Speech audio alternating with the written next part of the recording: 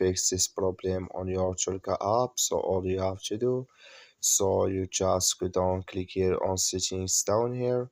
So when you just click here on settings, it's going to take you to this list here.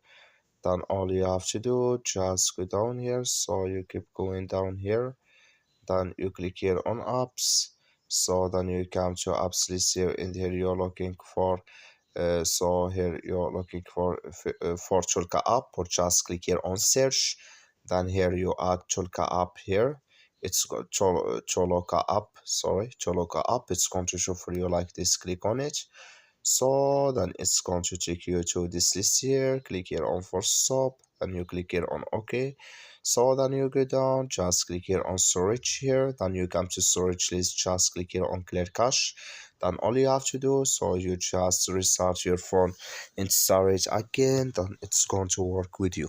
That's all you have to do. Thank you for watching. Don't forget to support us by liking, subscribe.